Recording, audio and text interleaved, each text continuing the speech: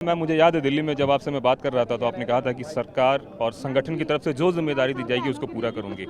किस तरीके से देख रही हैं आज इस जिम्मेदारी को? देखिए, निश्चित रूप से जो मैंने आपसे कहा है वह आप इन 5 सालों में देखेंगे।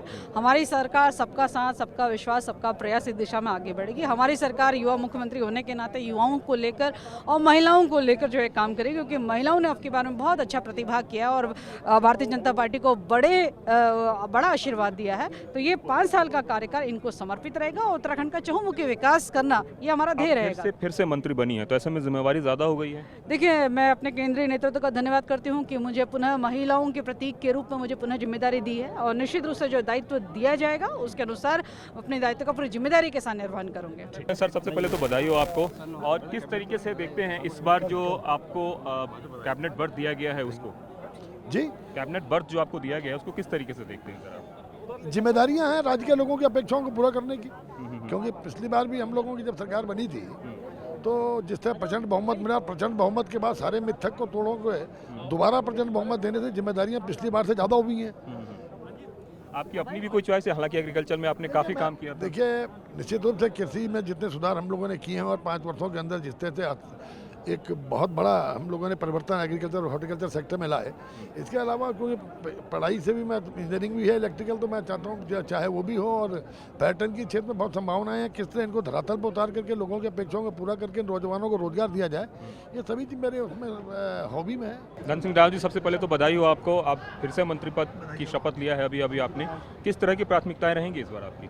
देखिए, हमारी सरकार की सबसे बड़ी प्राथमिकता ये रहेगी कि हमारा जो दृष्टि पत्र हमने चुनाव के समय में जनता के बीच में दिया था, लोगों से वादे किए थे, उनको हम अक्षर से पूरा करेंगे और हम एक ईमानदार सरकार देंगे, एक पारदर्शी सरकार देंगे और राज्य के हित में जो काम हो सकता है वो किया जाएगा। अब पिछली बार के जो मंत्रालय थे और इस बार क्या मिलने वाले हैं, ऐसा कुछ आप लोगों को? देखिए, मुख्यमंत्री जी का विशेषाधिकार है और मुझे लगता है कि मुख्यमंत्री जी जल्दी सभी मंत्रियों को अपने अपने विभाग वितरण करने वाले हैं और जैसे विभाग मिलेंगे वैसे हमारा काम शुरू। जनता का मिथ टूटा है, मतलब जनता ने मिथ तोड़ा है, तो क्या मंत्रिपरिषद भी इस बार मिथ तोड़ेगा?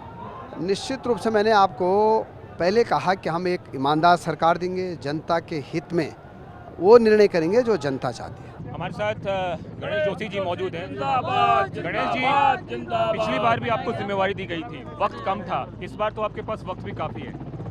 देखिए, एक बार फिर माननीय मोदी जी ने, माननीय नड्डा जी ने, माननीय अमित शाह जी ने, हमारे मुख्यमंत्री पुष्कर सिंह धामी जी ने मुझ पर भरोसा जताकर मेरे जैसे फौज के सिपाही को जिम्मेदारी दी है। उनके भरोसे पर खरा उतरना ये हमारी जिम्मेदारी होगी और जो सैन्य धाम मेरा ड्रीम प्रोजेक्ट है 2024 से पहले हम उसको पूरा करेंगे।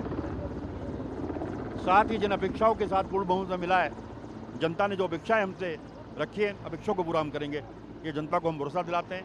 और आज मोदी जी ने हमारी कैबिनेट को आशीर्वाद देकर हमें और ताकत दी है, हम दुगनी ताकत से यहाँ पर काम करेंगे और प्रदेश का विकास करेंगे। आपका कोई अपना पोर्टफोलियो भी है चॉइस, या फिर जो मुख्यमंत्री का प्रेरोगेटिव होगा उसमें करेंगे? ये मेरा तो एक चॉइस सैनिक कल्याण है, बाकी मुख्यमंत्री जी जो देंगे उसको स्वीकार किया जाएगा और काम करके दिखाया जाएगा। अग्रवाल जी, सबसे पहले आपको बहुत बहुत बधाई हो। जिस तरीके से देखते हैं नई जिम्मेवारी को? देखिए, जिम्मेवारी मिली है, उसको निर्वहन करने की कोशिश करेंगे। अपनी क्षमताओं में जिस प्रकार से हमारे अंदर शक्ति है, भगवान से प्रार्थना कर रहे हैं, माँ गंगे से प्रार्थना कर रहे हैं, इस उत्तराखंड के विकास के लिए हम सब लोग मिलजुल के काम करें। संस्कृत में आपने शपथ ली है, देखा गया। देखिए, मैं संस्कृत का बहुत पहले से पक्षधर रहा हूँ। मुझे याद है जब हम उत्तर प्रदेश में होते थे, हम आंदोलन किया करते थे कि हमारे उत्तर प्रदेश में संस्कृत द्वितीय राजभाषा घोषित नहीं हो पाई। उत्तराखंड बना, हमारी पार्टी की सरकार ने उस समय संस्कृत को द्वितीय राजभाषा घोषित किया। और आप जानते होंगे, जब मैं अध्यक्ष विधानसभा था तो मैंने विधायकों की संस्कृत उन्नयन समिति उनके संस्कृत के उत्थान के लिए बनाई थी। सारी पट्टिकाएँ संस्कृत में बदलने का काम किया था।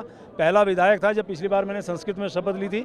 इस बार भी मैंने विधायक के रूप में संस्कृत में शपथ ली है और अब मंत्री बन के भी मैंने संस्कृत में शपथ ली है, क्योंकि ये देववाणी और ये देवभूमि है।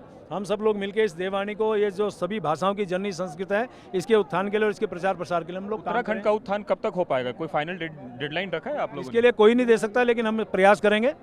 पूरी तरह, पूरी शक्ति के साथ, पूरी क्षमताओं के साथ उत्तराखंड का विकास करेंगे। माननीय मुख्यमंत्री जी हमारे युवा मुख्यमंत्री हैं, उनके अंदर जज्बा है, उनके अंदर ललक है इस उत्तराखंड को आगे बढ़ाने की। हम सब लोग मिलजुल के उत्तराखंड के विकास के लिए काम करेंगे। हमारे साथ सौरभ जी मौजूद हैं। सर, एक बात बताएं कि इस बार युवाओं पे दांव लगाया है पार्टी ने और युवा मुख्यमंत्री हैं और आपको भी युवा मंत्री के तौर पर शपथ दिलाई है, किस तरीके से देख रहे हैं इसको? जी, बहुत बहुत धन्यवाद करूंगा केंद्रीय नेतृत्व का, बहुत बहुत धन्यवाद करूंगा माननीय मोदी जी का, माननीय पुष्कर सिंह धामी मुख्यमंत्री जी का, उन्होंने मुझे मौका दिया उत्तराखंड की सेवा करने का। और ये एक ऐसा प्रदेश है जिससे मेरे परिवार का हमेशा एक लगाव रहा है। मेरे दादाजी यूपी के जब चीफ मिनिस्टर थे, उन्होंने पर्वतीय एक मंत्रालय बनाया था अलग से, ताकि प्रदेश को आगे बढ़ा सकें। पिताजी ने सेवा करी मुख्यमंत्री के रूप में, एमपी के रूप में, और आज मुझको एक मौका मिल रहा है यही विरासत आगे बढ़ाने कोई अपनी भी प्रायोरिटी है कि आप इस क्षेत्र में ज़्यादा काम करना चाहते हैं या किसी क्षेत्र में, क्योंकि आपके पास पुराना अनुभव रहा है?